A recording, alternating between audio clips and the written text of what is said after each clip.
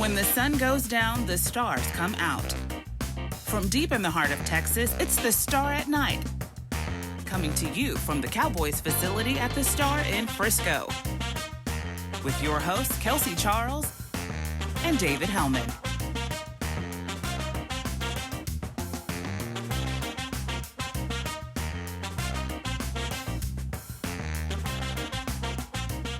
Hello, everyone. Welcome back to the Star at Night. Back from a hopefully restful bye week. I'm your host, Kelsey Charles, joined by David Hellman. Dave, you don't look so sure. Yeah, I didn't get to go spend the week on some ranch in Austin. So yeah, I don't know. Maybe you're a little bit better rested than me. We're all very impressed. Yeah, well, I just didn't have to belabor and worry all day yesterday about what my team was going to do to me physically, mentally, all of the above. So Right. In that regard, yes. Yes. In that regard, we're all very well rested. We didn't have to go through the ordeal that is a Cowboy game. I am feeling all great, all things considered, if you will. But I can't say the same for the rest of the NFC East. While the Cowboys had a bye, the NFC East was doing NFC East things. The Giants actually might be good. I say everything comparatively speaking, so please take that analysis with a grain of salt. The Eagles lost to the Giants yesterday in double digits. Washington had a loss against the Lions. It seems as though this division, really no one wants to win. They've got 10 total victories. The Steelers themselves are darn near about to surpass them in the win column as an entire division with just one team. It's depressing, to say the least. Oh, no, stop. We're far past the point of this being depressing. It's hilarious now. It's not depressing. It's funny. You know how much Matt Patricia hates to win? Like, the Lions try to give things away every single week, and that's how bad Washington is, that they let Matt Patricia squeak out a win. They let him get out of the building with a win. Listen, I'm the one that told you have to say the Giants are better than the Eagles right now. They just beat them by 10 points. But here's the thing. They're not good. They're definitely not good. And the funny thing, people are like, oh, watch out for the New York Giants. They've won 2 in a row. Guess who they got to play? They got to play the NFC East. They beat Washington and Philly. Who cares? It's an abomination. And here's the crazy part, Kelsey. I looked this up. Have you looked at the schedules for these teams heading into the final 7 or 8 games of the season? Because it's rough. The Giants still have to play Cleveland, Arizona, Baltimore. Philly still has to play the Seahawks, the Cardinals, the Saints, the Packers.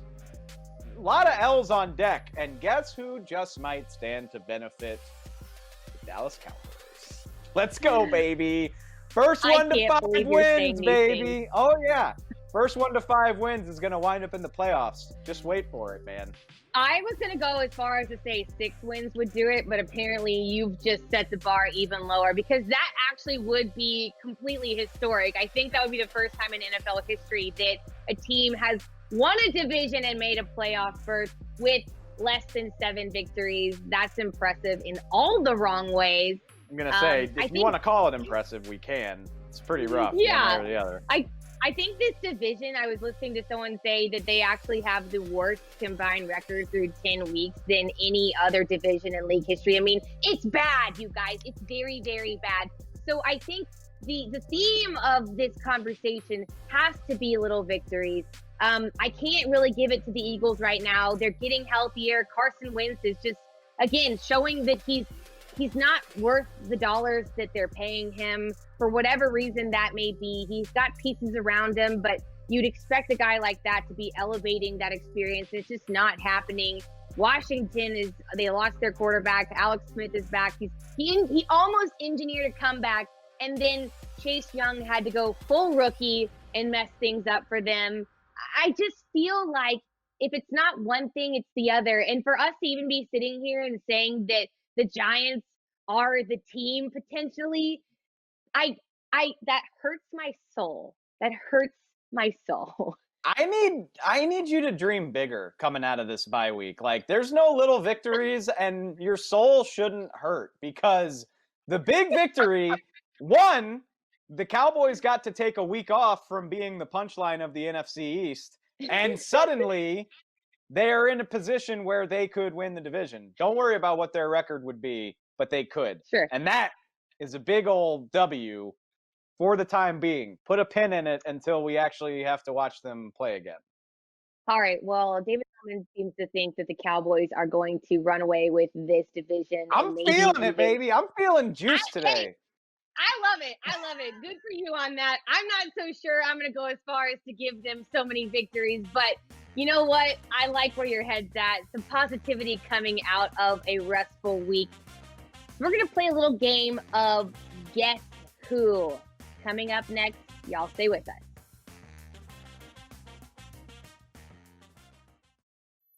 Hi guys, Mickey Spagnola here, and if you want the best analysis on the Dallas Cowboys during the season, join us every day during the week on Mix Shots. We come on at 1:30 on DallasCowboys.com and all the other Dallas Cowboy platforms. I'm on there every day along with Bill Jones and former Cowboys cornerback Everson Walls, who gives us a unique perspective on the team, having played this game and having led this team in interceptions for several years. So don't forget, it's Mix Shots daily, 1:30 on DallasCowboys.com.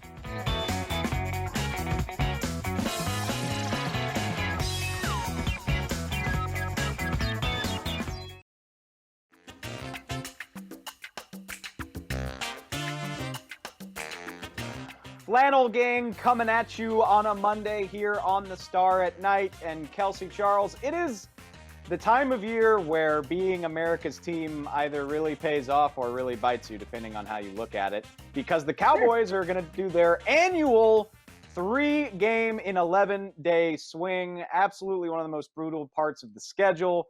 You got Minnesota coming up on Sunday. Then they got to play on Thanksgiving. Then NFL Network has to have them on a standalone Thursday, so they're going to play the week after that. Can't wait. I don't know about you. I can't really keep track of it all. Like, that is a lot, not a lot of time to play a lot of football games. So what we did, we had Caden, the genius producer, put together a little game for us so we can try to get acquainted with our next 3 opponents. So, Caden, we don't know the answers to these. Just throw them at us, and we'll try not to make fools out of ourselves. Wait. Or maybe we will. I guess that's probably better TV. 30 career. Oh, I got this one. Oh, this is actually, this is going to be the 3rd opponent in the stretch. I think this is a Baltimore player. What do you think, Kels? You have someone already? That was so quick. I'm impressed. I'm very, very smart. You got to remember that.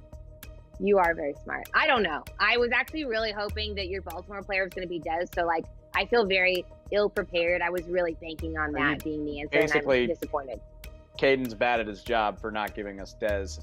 Throw another, Caden, give us another hint. Oh, I knew it was Marcus Peters for whatever that's worth, but I thought you were going to throw another hint on the screen. That's okay. Marcus Peters, I feel like Marcus Peters, that's his 3rd team. I think he started with the Chiefs, spent some time with the Rams. So yeah, the Cowboys are very familiar with him. Hopefully it'll be Andy Dalton trying to avoid throwing him another pick. Give us another one. No guarantees. 33 career touchdowns with 4,975 receiving yards. Wait. Okay. This is either Minnesota or, I'm guessing, Washington. Nobody on Washington. This is going to be Adam Thielen from Minnesota. I was going to say. Banking. Bank on it.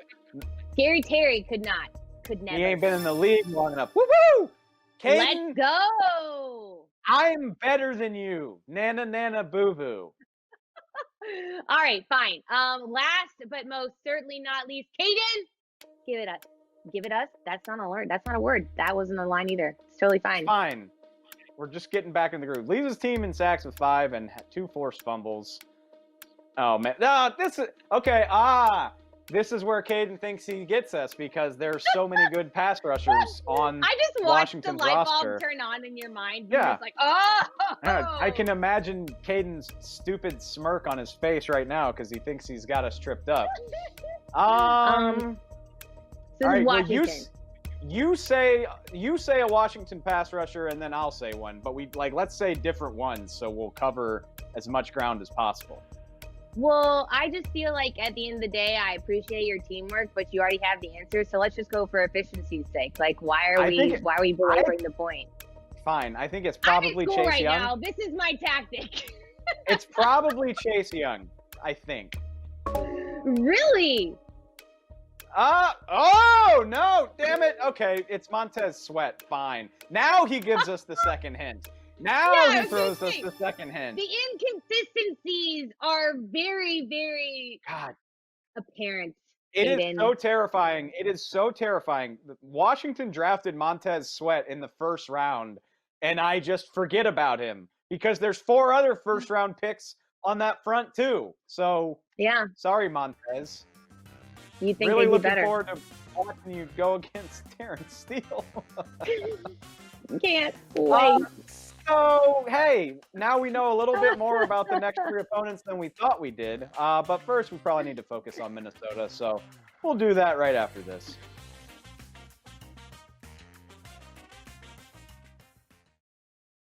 Hey there, everybody. Kyle Yeomans here with DallasCowboys.com, and I encourage all of you Cowboys fans out there to check out Talking Cowboys. The podcast is every week live on the website and on all social platforms at 9:30 every weekday morning. We've got myself alongside Isaiah Stanback, who's actually won one of those during his playing career as a former Dallas Cowboy. He won it with the Giants, but we'll forgive him for that. We've also got Heckma Harrison along with Dallas Cowboys insider Rob Phillips. It's a ton of fun every weekday morning at 9:30. Check it out on DallasCowboys.com.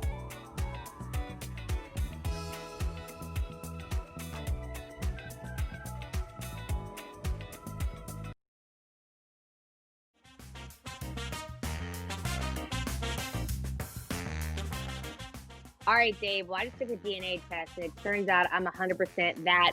And just like Lizzo, I want to talk about the Minnesota Vikings.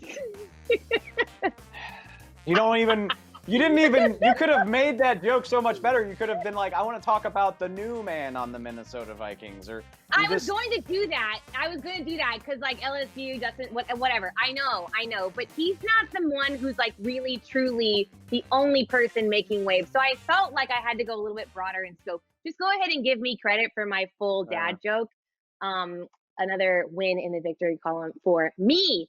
But, David, let's dive into this Minnesota Vikings team. They are 3-5 on a 2-game win streak. They play Monday Night Football tonight against the Chicago Bears. So they got a quick turn before they play Dallas.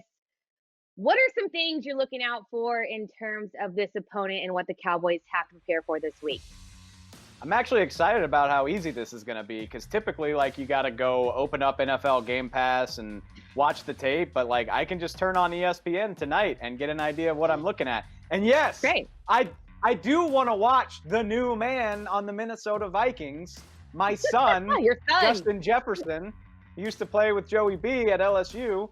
Yeah, he's like they're pretty good. Leading all rookies in receiving yards, 3 touchdowns, 18 yards per reception.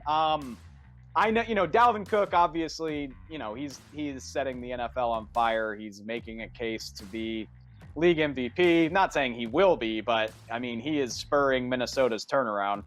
But I've just seen way too many receivers burn this Dallas secondary to feel good about it. So Justin Jefferson, Adam Thielen, yeah, if Kirk Cousins can get them the ball, it's a little bit scary. How about you? Yeah, I think Dalvin Cook is the main one for me. I think it's been a theme. We've made guys that aren't even really good at running the rock look incredible. And turns out letting Dalvin cook is exactly the recipe that this team has been subscribing to, and it's worked out quite nicely with 478 total scrimmage yards and 6 touchdowns in the past 2 weeks alone, you guys. He's leading the league right behind Derrick Henry. It's just, I'm concerned. I feel like our rushing defense is just not where it needs to be. And with a guy like this who's on the up and up and very, very good at what he does, it's quite concerning. So definitely going to watch out for that tonight as I mourn the impending potential loss. No, okay. Come on! It's David, Monday. a lot today. It's You've been pandering a lot. Monday. I understand that you're looking Does for Kirk- the retweets and the follows, but how about you play and be a little realistic for a second? Does Kirk Cousins still play for the Minnesota Vikings? Sure. It's all Monday right, night. He's going to fail. It's prime time. But, like, moving on to our game, let's speak differently. Listen, it's a new week. We got a love week this team. off. You need to be But I less need to- grumpy. I'm going to keep it real.